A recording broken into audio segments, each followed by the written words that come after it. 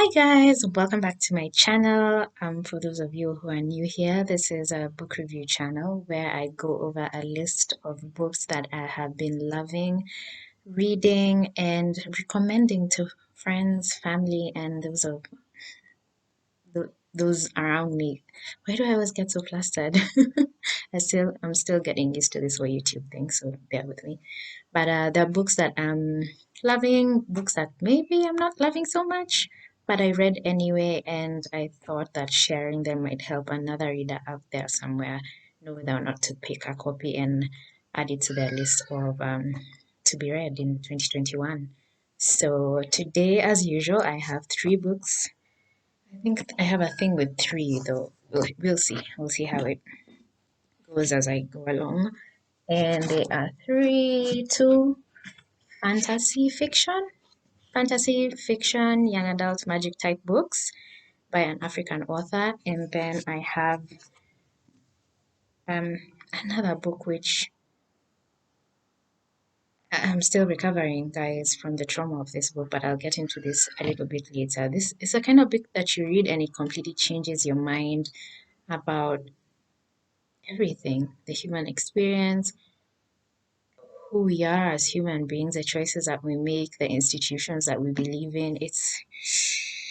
I don't know if I can read this book again just because of how painful it was to read it the first time, but I'll get into that later. So I'll start with the series by Tomi. Oh dear, it's quite bright, huh? By Tomi Adeyemi. Let me see if I can get this here. Yeah, that's better. By Tomi Adeyemi, there's Children of Blood and Bone and Children of Virtue and Vengeance. Yeah. So I think this is the first one in the series. Fun fact, I didn't know which was the first book in the series, so I actually started by reading this one. But I mean, they were both quite good, so no regrets.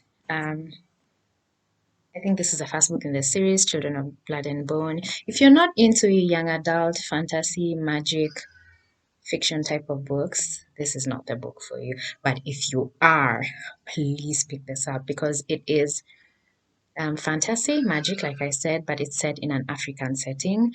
And it follows the lives of, sometimes I wonder how much detail I should give, but I'll give as much as I can. So it follows the life of a girl called, I think, Zeddy. And it's set in the background where there used to be magic in, I think it's called Arusha. There used to be magic in this place called Arusha, and then magic disappeared one day. And the king of this place is hell bent on ensuring that magic never comes back because of how it empowers those who are magical beings in a way. So it's quite detailed. I feel like it reminds me kind of the Avatar series, but better. I don't know if that makes sense because I quite like the Avatar, but I think I just there's something about how it's portrayed in the African setting. Like the complexes of life before magic and after magic and the implications it has on the characters. Um, you know, what else? What else did I find quite interesting? The magic itself, like how they describe it. Ah, it's so good. How it's described. You get lots in the description, and before you know it, you're like halfway through the book. Of course, there's different kinds of magic. Different characters are able to do different things. I don't want to give too much away, but it's worth picking up, guys. This one I really enjoyed. I think I was done in like 2 or 3 days. It is just it's amazing. And then they do the I would say it's kind of a similar writing style to Homegoing, where you do like a chapter covers a character, like what a certain character is going through. It's the same sort of writing style here. And when I finished, I couldn't wait to go and pick the next book. In fact, I think I bought it within the same week because of how good it was. So this is like just the initial like how they're preparing to bring magic back, like what the plan is, and the friends she makes along the way, and her own personal struggles, and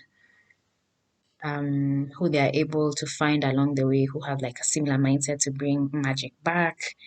And oh gosh, it also delves into a bit of her history and how magic disappeared. And ay, ay, ay, this was very good. So when I finished this, I picked this up immediately because I wanted to know how this would end. And this has one of the most epic battles I've ever seen in a book. I think only comparable to me personally. I might be exaggerating, but to me, it's comparable to the last book in the Harry Potter series, ay, ay, ay, ay, ay, which I had waited and waited and waited for. But the battle in here, like the battle to bring magic back versus like whoever didn't want magic to come back, it was fantastic. It was so good. These I'll definitely reread, and I would recommend to anyone who's looking for, like that genre of magic fantasy fiction. It's kind of young adult, I would say, but I think anyone can read it. I think anyone can enjoy this sort of book if you're into fiction. I know there's people who are not into fiction, but I don't know why. I feel like fiction teaches you so much. Like it teaches you about people's characters and it teaches you how to empathize with different kinds of people and just it broadens your horizons. It widens your imagination. It definitely does quite well with improving your vocabulary. So if you're not into fiction, give it a chance. You could learn so much. And pick these books up, guys. Pick them up. This so good. So I just put those there. Actually, let me put them with the spines facing us so that we can just enjoy how beautiful they look. Okay. This, guys. Mm-mm. Mm-mm. You think you're ready for a book? You're not ready for this book. You're just hi. You're not ready for the things that are revealed in this book, and just looking at it makes my heart heavy, guys. It's a first-hand account. First of all, this is based on real life events. It's about the Rwanda genocide. It's the Romeo Dallaire, Lieutenant General Romeo Dallaire. Right now, he's retired, but he is the one who writes his first-hand account of what happened during the Rwandan genocide. Oh, my heart, my heart, my heart. I'm actually feeling like, guys, this is trauma. If you're not into books that are traumatizing, do not pick this up because you will not recover. I promise. It's his first-hand account of how I think he was a peacekeeper. Okay, so they sent them in to Rwanda to do what peacekeepers do, and it was like just before the genocide, but they had all the warning signs, and they were communicating these warning signs to the international community that's expected to help, but they didn't help. Like despite all the warnings, despite all the appeals for help, and despite everything that they tried to do as peacekeepers to ensure that this thing didn't happen. So when it started, they felt like his account establishes how the international community basically turned their back on the peacekeepers and the people of Rwanda, and how those deaths were just,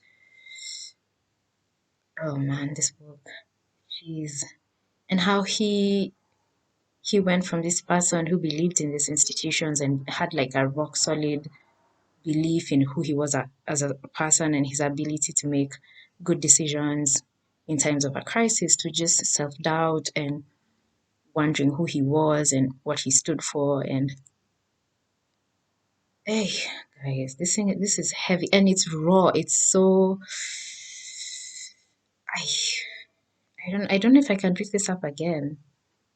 It's very eye opening to what actually happened during that time, and it's very blunt, it's very honest, it's very gruesome, and it makes you rethink a lot of things, a lot of institutions, ourselves as human beings, because you think you would jump in and help until you're in the situation, and then you do things perhaps that you would think are not very like in line with who you thought you were as a person, and then the effect that has on you when you're removed from that situation, and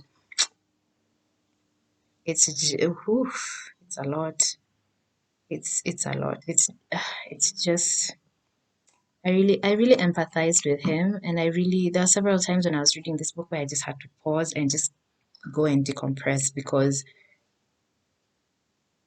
guys, that's all I can say. If you're the kind of person who can stomach gruesome events and you're keen to know what actually happened from a lieutenant's perspective, a peacekeeper's perspective, like a first-hand account, pick up this memoir and brace yourself because this is an unforgettable book.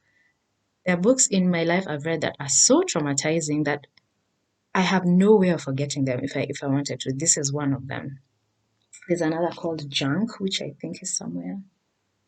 And there's also another one which whose title I don't remember. But if I find them, perhaps I'll do a video of the most traumatizing books I've ever read in my life. And I don't know if you're into that sort of thing, maybe you can pick them up, but brace yourself. Fair warning, I've given you fair warning. Oh, that was a bit heavy. But yeah, those are the three books I have to review this week. As usual, if you enjoyed my videos, please subscribe and please like my content because it does help with the algorithm. And if you're keen to see what I think of other books I've read, please make sure to join me on my next video. So yeah, until next time, guys. Bye.